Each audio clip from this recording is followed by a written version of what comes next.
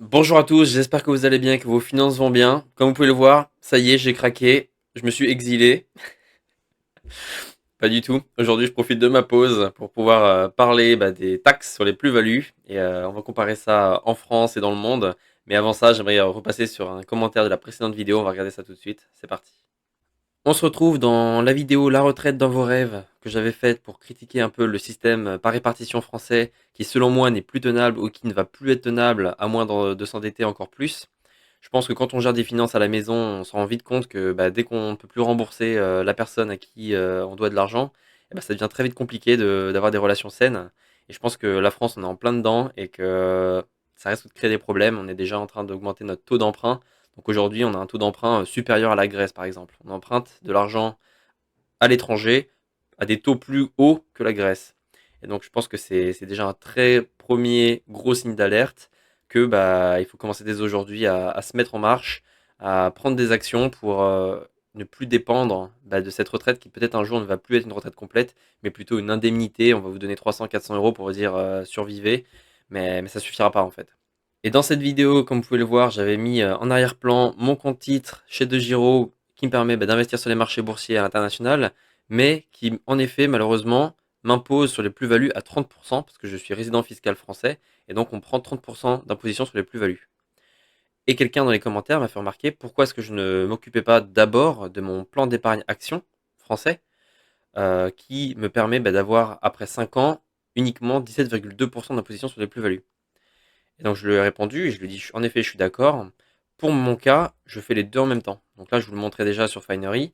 On a mon plan d'épargne d'action chez Boursobank avec environ 2000 € d'investis.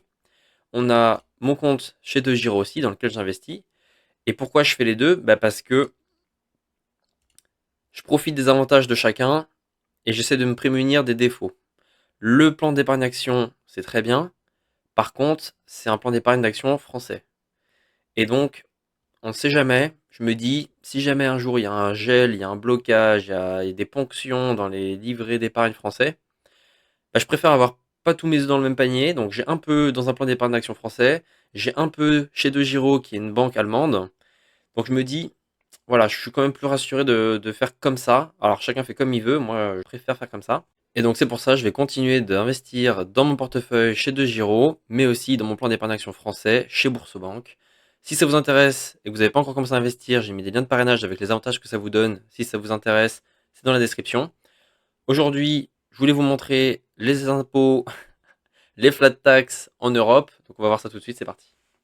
Alors là, je vous ai trouvé un petit article sur Big Fish Investing où on parle de fiscalité, comment alléger les impôts sur les plus-values. Forcément, dès qu'on commence à comparer avec les voisins, on va parler de fiscalité et d'optimisation fiscale parce que les gens, forcément, quand ils regardent ailleurs, c'est pour savoir si c'est plus intéressant. Aujourd'hui, c'est pas le sujet, on veut juste voir comment ça se passe en Europe. Et donc là, il y a une carte sur les gains, les taxes sur les gains, sur les plus-values réalisées.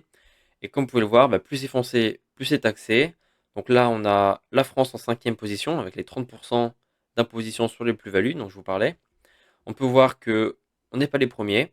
Les premiers, c'est le Danemark avec les 42% d'imposition sur les plus-values. Ce qui me paraît énorme, hein. J'espère que le reste, c'est vraiment du net et qu'il n'y a pas d'autres impôts qui viennent se rajouter. Voilà, on est derrière l'Irlande, on est derrière la Finlande. Voilà, on n'est pas les premiers. On pourrait croire, mais c'est pas le cas. Et donc ensuite, quels sont les conseils? Forcément, là on est dans un article qui parle d'optimisation fiscale, donc quels sont les conseils aux gens qui sont très imposés? Et bien là, on va avoir forcément ouvrir un PEA. Donc comme le disait le commentaire dans ma vidéo, ouvrir un PEA, c'est un peu la base en tout cas pour un Français. Pour commencer à prendre date, on appelle ça prendre date, c'est-à-dire que dès que vous commencez à ouvrir un plan d'épargne action, on va retenir la date d'ouverture. Donc même si vous y touchez pas pendant 2-3 ans, on va quand même, au bout de 5 ans, faire OK, à partir de maintenant, les plus-values, c'est 17,2%. Donc si vous n'avez pas encore de PEA, ça peut être intéressant de commencer à en ouvrir un, au moins juste pour prendre cette date. Attention, parfois, en fonction de la banque, ils prennent 50 € minimum à l'ouverture, ou 100 € minimum à l'ouverture. Ça, je vous laisse regarder. Ensuite, vendre le moins possible. Donc là, forcément, quand on est en bourse, de toute façon, on n'est pas là pour faire du trading, hein. Enfin, moi personnellement, je suis pas là pour faire du trading. Et si vous voulez faire du trading, c'est pas dans cette vidéo ou dans cette chaîne que vous allez trouver des conseils, en tout cas pas pour l'instant. Donc, moi, je suis plus là pour le très long terme. Donc, je cherche des entreprises qui sont capables d'augmenter leur chiffre d'affaires année après année, sans que ça implique des baisses ou des coûts ou des problèmes dans l'industrie. Donc, c'est ce que je fais.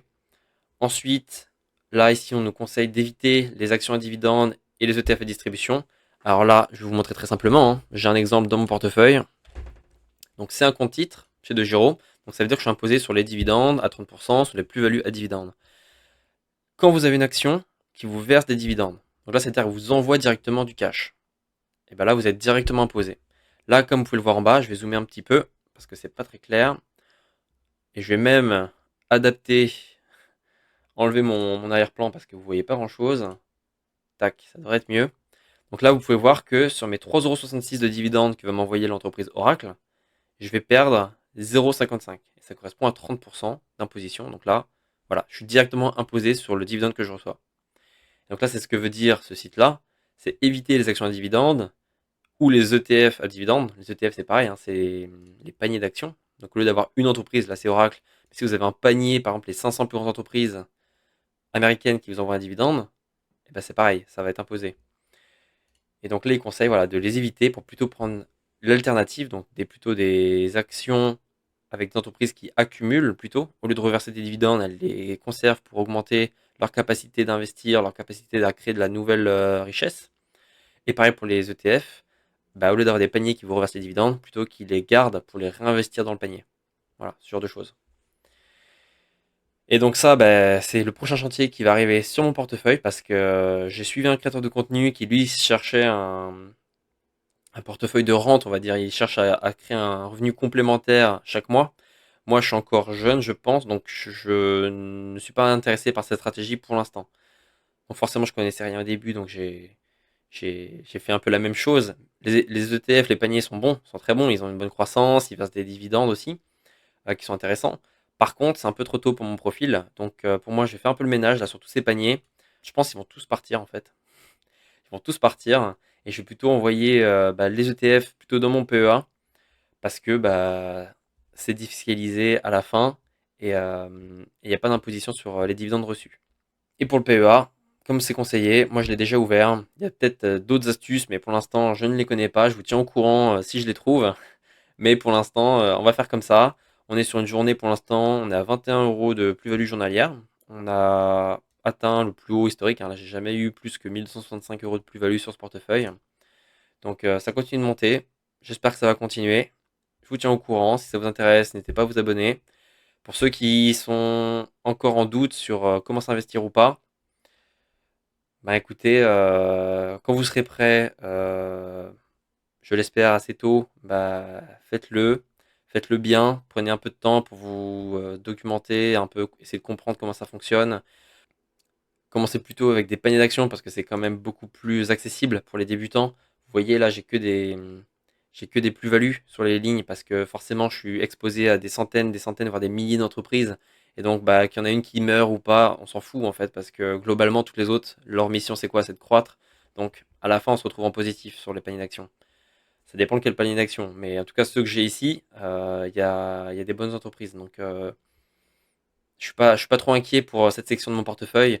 C'est plutôt pour la partie action où là, je vous demande de faire plutôt attention. Comme vous pouvez le voir, il y a des lignes qui se passent très très bien. J'ai une entreprise qui a plus 70%, donc là, on dirait quasiment des résultats de crypto-monnaie. Mais j'en ai une autre que vous voyez juste en dessous, ST Microelectronics, qui est à moins 100 €. Donc là, on voit directement le point positif, point négatif de la sélection d'entreprises. C'est qui tout double. Pas qui tout double, mais c'est un peu, voilà. Ça peut être bien comme pas bien. Donc faites très attention à ça. Renseignez-vous, documentez-vous, commencez avec peu, 200 € par-ci, 200 € par-là, dans des paniers pour voir un peu comment ça fonctionne.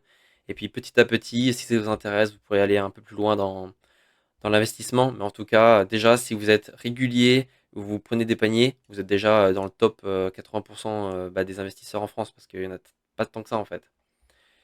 Voilà ce que j'avais à dire. Pour ceux qui sont intéressés, il y a toujours les liens dans la description pour les bonus de parrainage, si ça vous intéresse. Je vous dis prenez soin de vous, prenez soin de vos finances et à la prochaine.